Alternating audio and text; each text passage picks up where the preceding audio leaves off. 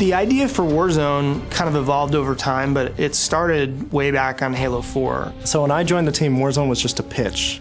It was something floating out there that we wanted to jump on. It was a what if we were able to combine all of the best parts of Halo into one multiplayer mode. It would be awesome.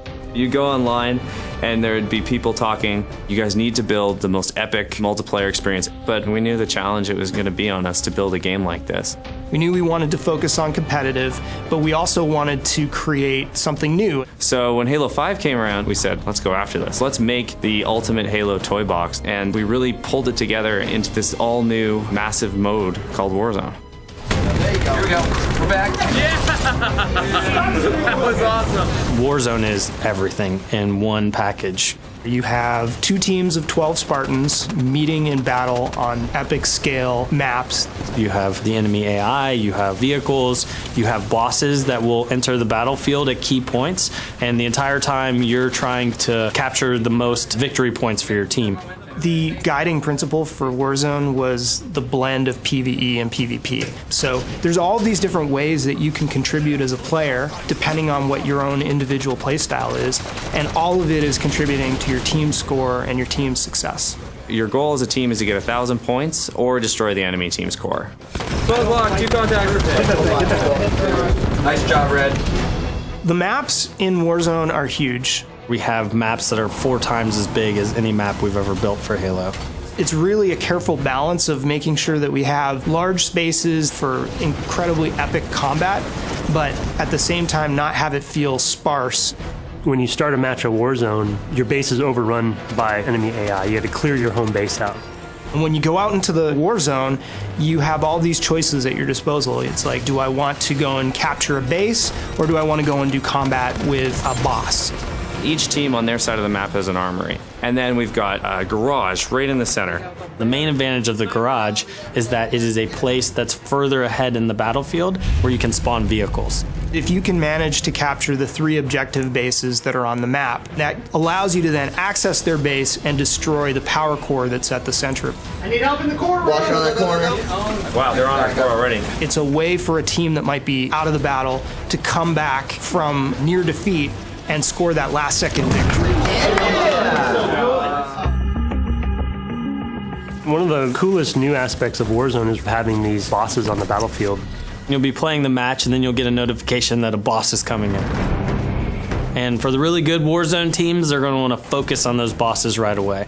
We wanted to bring personality into the bosses and fit them into the universe. Giving them names and giving them a backstory gives the player a sense of accomplishment. These are characters who are a big deal within their own faction. You've got Baron Sharom, who's patrolling over the battlefield in his Banshee, and when he comes out, that's a moment. When he spawns, everyone's like, Baron's out, Baron's out! And everyone's running over, right, and trying to get the Baron first.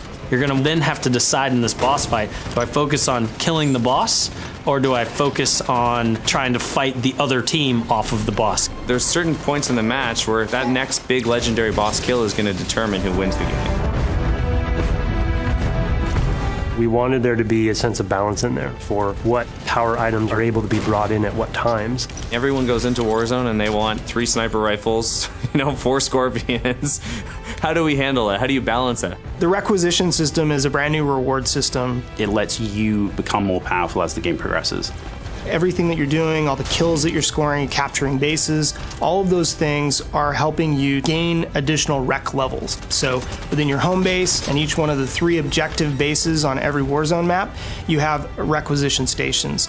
If the player has rec cards in their inventory, then they can go to the terminal and use those cards to get all of the best items from the Halo sandbox. Rec cards you earn through any type of multiplayer experience. So if you're playing Arena or you're playing Warzone, we will be giving you rec packs as you go up the ranks.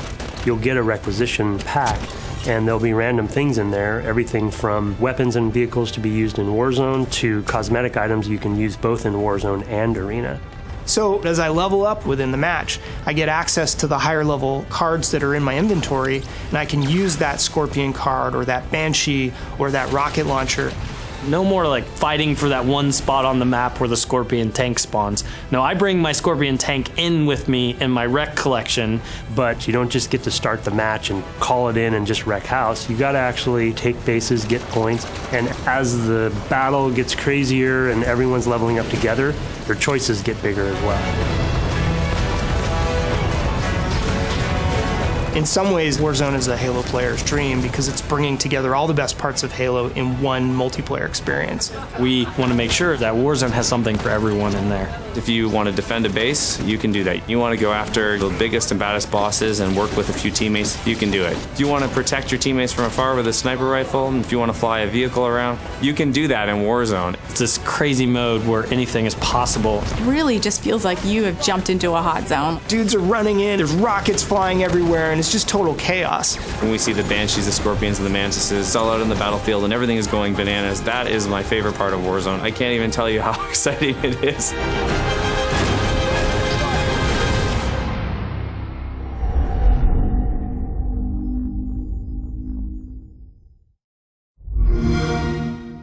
Xbox One, now $349.